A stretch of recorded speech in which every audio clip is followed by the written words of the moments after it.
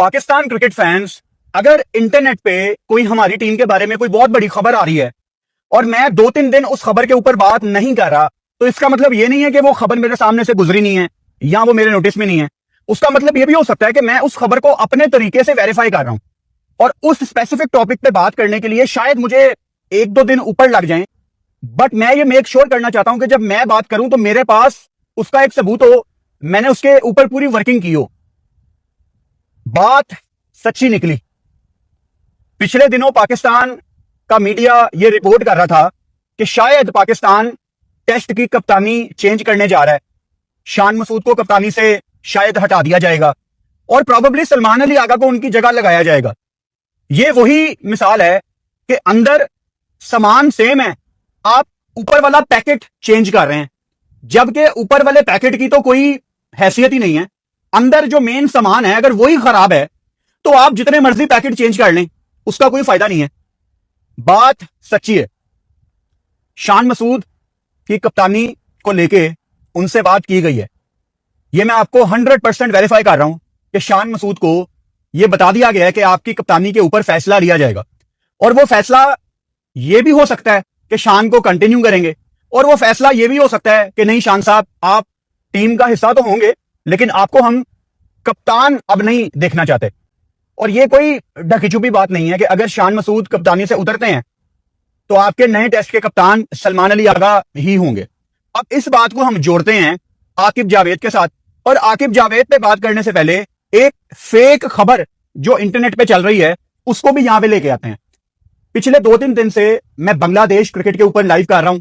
बहुत ज्यादा कमेंट आ रहे थे कि गैरी कर्स्टन के ऊपर बात करें, पाकिस्तान टीम के अंदर ग्रुपिंग होती है। गैरी कर्स्टन ने कह दिया कि 2024 के T20 वर्ल्ड कप में 4-5 प्लेयर्स थे जो ग्रुप कर रहे थे, कप्तान के अगेंस्ट पता नहीं क्या कुछ चल रहा था। तो मैं भी बहुत परेशान हो गया। मैंने कहा यार, गैरी कर्स्टन तो बड़ा सुलझा हुआ बंदा है, वो तो कभी भी ऐसी बात नहीं बोलेगा, वो तो बंद कमरे में भी ऐसी बात नहीं बोलेगा, बहुत ही शरीफ किस्म का बंदा है, वो दिल में बातें रख लेगा, वो बोलेगा कभी नहीं। मैंने कहा पता नहीं यार, इतने लोग मुझे मैसेज कर रहे हैं, इंस्टा पे मैसेज कर रहे हैं, लाइव में लिख रहे हैं, तो गैरी कर्स्टन ने ऐसा क्या कह दिया और कहां पे कह दिया? अच्छा, मैं पिछले कोई 1.5-2 दिन से ढूंढने की कोशिश कर रहा हूं कि गैरी कर्स्टन ने यह स्टेटमेंट कहां पे दी है, लेकिन मुझे गैरी कर्स्टन की यह स्टेटमेंट कहीं भी नहीं मिली। यानी गैरी कर्स्टन की यह फेक न्यूज जो चल रही है पाकिस्तान में, फेसबुक पे, टिकटॉक पे, एक्स फॉर्मर ट्विटर, जो कि एक जमाने में काफी रिलायबल सोर्स होता था, इस टाइम दुनिया का सबसे बेकार प्लेटफॉर्म बन गया ट्विटर कह लो, एक्स कह लो, वहां पे खबरें चल रही हैं। और इन खबरों के पीछे कौन है? कुछ इक्का दुक्का इंडियन न्यूज चैनल्स। ऑब्वियसली वहां ना इंडियन टीम खेल रही है, ना यहां पे पाकिस्तान टीम खेल रही है, तो कंटेंट नहीं है इंडियन न्यूज ऑर्गेनाइजेशंस के पास। या तो उन्होंने इंडिया की क्रिकेट के ऊपर बात करनी होती है या उनको इंतजार होता है पाकिस्तान की हार का। तो इन दोनों में से कुछ भी नहीं मिल रहा, तो दरमियान में से कोई जबरदस्ती चीज तो निकालनी है। चलो एक फेक खबर बना देते हैं और फिर इंटरनेट जैसे काम करता है, वो जैसे व्हाट्सएप पे फेक मैसेजेस आते हैं आजकल, इंटरनेट के प्लेटफॉर्म और व्हाट्सएप की फेक खबरें, कोई फर्क ही नहीं रह गया दोनों में। तो गैरी कर्स्टन ने जो आखिरी एक बड़ा इंटरव्यू दिया था, वो बीबीसी से बात की थी उन्होंने। श्रीलंका के कोच हैं गैरी कर्स्टन आजकल। श्रीलंका की जॉब लेने के बाद गैरी कर्स्टन ने बीबीसी से बात की और उन्होंने वहां पे आउटसाइड नॉइस का लाजमी जिक्र किया कि बाहर से इंटरफेयर बहुत लोग करते हैं, तंग करते हैं आपको पाकिस्तान में काम करते हुए। अब बाहर से इंटरफेरेंस कौन करता है पाकिस्तान में? आकिब जावेद। गैरी कर्स्टन ने तो किसी का नाम नहीं लिया, लेकिन उनको बाहर से बैठ के चेंजेस करने पे कौन फोर्स कर रहा था? या जब आपने वो गंदी स्पिन वाली विकेटें बनाई थी पाकिस्तान में, वो किसके क्लिप फेमस हुए थे? आकिब जावेद के। वो मोहम्मद रिजवान आपके विकेट कीपर थे, वो पीछे से आवाज लगाते थे आकिब बॉल, बेस बॉल के मुकाबले में ना, मजाक के तौर पे। तो ये सारा का सारा school of thought Aqib Javed का था।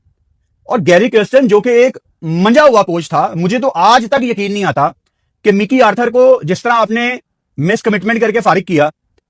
ऑब्वियसली ये जो गोरे कोच होते हैं, ये एक दूसरे को रिपोर्ट करते हैं, बताते हैं कि क्या चल रहा है, ये एज ए टीम काम करते हैं। तो मैं हैरान था कि पाकिस्तान क्रिकेट बोर्ड ने गैरी कर्स्टन जैसे बड़े नाम को मना कैसे लिया। अच्छा, इस टाइम ना 1 नहीं 2 नहीं, बहुत ज्यादा सैंपल साइज मौजूद हैं पाकिस्तान क्रिकेट बोर्ड के चेयरमैन मोहसिन नकवी के पास आकिब जावेद को फारिग करने के लिए, लेकिन वो कर नहीं रहे आकिब जावेद को फारिग। मैं ये भी रिपोर्ट पढ़ रहा था जियो न्यूज पे, ARY पे, पाकिस्तान के बड़े न्यूज चैनल को रिपोर्ट कर रहे थे कि इस वीकेंड में एक मीटिंग है पीसीबी चेयरमैन की जिसमें बड़े फैसले होने हैं। और मुझे अक्सर एक वाइब आती है कि हफ्ते में एक आधी कोई मीटिंग होती है चेयरमैन की जिसमें आके बड़े फैसले एक्सपेक्टेड होते हैं। विद ऑल ड्यू रिस्पेक्ट, मेरा सवाल पीसीबी चेयरमैन मोहसिन नकवी से यह है कि क्या क्रिकेट बोर्ड हफ्ते में एक आधी मीटिंग से चल जाएगा? अगर तो आप क्रिकेट बोर्ड को इस तरह चलाना चाह रहे हैं कि महीने में एक आधी कोई मीटिंग हो गई, हफ्ते में एक आधी कोई मीटिंग हो गई, तो फिर तो जो पाकिस्तान क्रिकेट बोर्ड का या पाकिस्तान क्रिकेट टीम का हाल है वो बिल्कुल जस्टिफाई, वो बिल्कुल ठीक चल रहा है, क्योंकि ऊपर से लीडरशिप ही अवेलेबल नहीं है। और ऊपर वाली हमारी जो लीडरशिप है वो अगर 7 के 7 दिन है ही नहीं है क्रिकेट बोर्ड में, तो फिर जिन लोगों को आपने कंट्रोल दिया हुआ है वो लोग तो अपनी मर्जियां करेंगे। अब इसके ऊपर ना एक किताब लिखी जा सकती है कि आकिब जावेद ने कितने गलत फैसले किए हैं, एक दफा नहीं, 2 दफा नहीं, कितनी ज्यादा दफा। जहां टूर्नामेंट आता है आप उससे ऑपोजिट टीम भेज देते हैं। वो दुबई में आप एक स्पिनर लेके गए, मैं क्रिकेट बोर्ड में होता, मैं वहीं पे आकिब जावेद को फारिग कर देता। ये क्या थॉट प्रोसेस था? पाकिस्तान में जहां पहले भी पाकिस्तान में कोई बहुत तेज विकेटें नहीं बनती थी, लेकिन इतनी गंदी विकेटें भी नहीं बनती थी। पाकिस्तान के फास्ट बॉलर्स ने शुरू से पाकिस्तान में भी अच्छी बॉलिंग ही की है। ऐसे नहीं होता था कि आपके फास्ट बॉलर फॉर्मेलिटी के लिए आए हैं, 3-4 ओवर किए हैं और फिर पूरा दिन स्पिनर लगे हुए हैं, ऐसा नहीं होता था। मोहम्मद आसिफ ने, शुएब अख्तर ने, वसीम अकरम ने, वकार यूनस ने, उमर गुल ने, सब ने बहुत अच्छी बॉलिंग की हुई है पाकिस्तान में। फिर स्पिनर्स का एक टाइम आता था, फिर स्पिनर्स एंजॉय करते थे, फिर नया बॉल लेते थे, फिर फास्ट बॉलर वापस आते थे, रिवर्स स्विंग आती थी, आपको एक अच्छी पिच मिलती थी। हाँ, बैटिंग फ्रेंडली विकेटें होती थी, लेकिन ऐसा नहीं था कि फास्ट बॉलर्स के लिए कुछ अवेलेबल है ही नहीं है। कराची में अर्ली ऑन बॉल फिरता था, पिंडी में तो नेचुरली वैसे ही बहुत अच्छा बाउंस होता था जिसको इन्होंने रगड़ के रख दिया। ऐसे ही पाकिस्तानी मजेदार वीडियो देखने के लिए चैनल को लाइक एंड सब्सक्राइब करें। धन्यवाद। बिल्कुल ही पिंडी का विकेट अब बेकार हो गया, सीधा फ्लैट विकेट होता है, जितने रन करने हैं, किसी ने 600-700 करना है, पिंडी में आ जाओ, वहां हो जाएंगे। तो आपके पास इतनी एग्जांपल्स मौजूद हैं, आप टीम भी नहीं बनाते। T20 वर्ल्ड कप देख लें 2026 का, लड़के कोई जा रहे होते हैं, टूर्नामेंट से एक महीना पहले दूसरे लड़के आ जाते हैं। आपके प्रॉपर मिडिल ऑर्डर में जो लड़के आपके सोल्यूशन है, हसन नवाज, कामरान गुलाम वगैरह, वो परफॉर्म करके मैन ऑफ द मैच लेके वो फिर भी पाकिस्तान टीम का हिस्सा नहीं होते। मतलब मैं कोई इल्जाम नहीं लगा रहा, लेकिन जिस तरह आकिब जावेद के अंडर पाकिस्तान क्रिकेट टीम चली है ना, मैं मोहसिन नकवी की जगह होता, मैं तो इन्वेस्टिगेशन करवाता कि एक बंदा इतने गलत फैसले कैसे कर सकता है, और अभी भी वो क्रिकेट बोर्ड में ही बैठा हुआ है। अब इन तमाम बातों को आप जोड़ लो, ये जो कप्तान चेंज करने की बात हो रही है, और इसमें हम थोड़ी सी व्हाइट बॉल को भी शामिल करेंगे।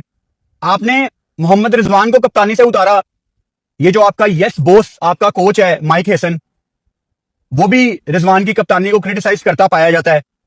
अगर तो न्यूजीलैंड में जो टीम खेल रही थी व्हाइट बॉल पिछले साल के शुरू में, अगर तो वो मोहम्मद रिजवान ने प्लेइंग 11 खिलाई थी तो ठीक है, रिजवान को आप फारिग कर दें, लेकिन उस टाइम तो कोच आकिब जावेद थे और वो अपनी मर्जी से टीम खिला रहे थे। और रिजवान ने प्रेस कॉन्फ्रेंस में बता भी दिया था न्यूजीलैंड में मीडिया से बात करते हुए कि जिनकी टीम है उनसे पूछें। मतलब क्लियरली आपको रिजवान भी पैगाम दे रहा था, अगर ये स्पिन विकेटें शान बनवाता रहा है अपनी मर्जी से तो ठीक है, आप शान को भी फारिग करें, लेकिन आपको कहीं पे आपके कप्तान इतने कसूरवार नजर नहीं आएंगे, उससे ऊपर बैठे हुए लोग नजर आएंगे आकिब जावेद जैसे। तो फिर कितना मुश्किल है यह समझना कि कसूरवार कौन है। आप शान को चेंज कर देंगे, आगा को कप्तान लगा देंगे, क्या आपके टेस्ट के मसले ठीक हो जाएंगे? वेस्ट इंडीज में आपका फास्ट बॉलर कौन है? शहीन शाह अफरीदी को रेड बॉल के कैंप में नहीं बुलाया जा रहा, मैं तो यही समझूंगा क्योंकि नाम नहीं है शहीन का। अगर तो आप लोगों ने अंदर कोई देसी सिस्टम चलाया हुआ है कि जिसका व्हाइट बॉल में नाम है वो रेड बॉल में भी आ सकता है, और जिसका रेड बॉल में नाम है वो व्हाइट बॉल में भी आ सकता है, क्योंकि ये लाहौर में ही कैंप होना है, तो ठीक है। फिर अगर आपने इसी तरह देसी तरीके से क्रिकेट चलानी है तो आपकी मर्जी है, वरना जरूरत नहीं थी इतने लंबे कैंप की। आपका कोई 33 दिनों का रेड बॉल का कैंप है, आपका तकरीबन कोई 95 डेज का व्हाइट बॉल का कैंप है। यार इतनी देर आपने लड़कों से करवाना क्या है?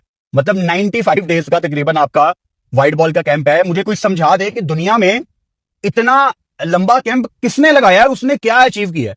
और मैं बकायदा इस पे बात कर चुका हूं कि आपके पास बेहतर ऑप्शन थी कि आप साउथ अफ्रीका वहां पे जाके कैंप लगाते लड़कों का, कोई आपके लड़के कोई 1.5-2.5 महीने वहां जाके टाइम गुजारते, चलो हमें समझ भी आ जाता। लाहौर में हमने क्या तैयारी करनी है भाई, लाहौर में तो कोई तैयारी नहीं है आपकी यहाँ पे, और जिस तरह के विकेट आप लोग बनाते हैं हमें तो ट्रस्ट ही नहीं है आप पे। तो वेस्ट इंडीज में करनी किसने है फास्ट बॉलिंग, यानी कप्तान का रोल मैं जानना चाह रहा हूं।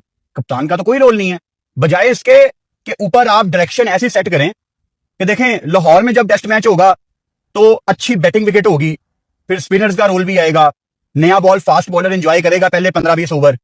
पिंडी में हम एक बाउंसी ट्रैक बनाया करेंगे, कराची में नया बॉल वैसे हरकत करता है, मुल्तान में चलो एक आधी अगर आपने कोई फटा विकेट बनानी है, चलो मैं मुल्तान को एक फटा विकेट कह देता हूं।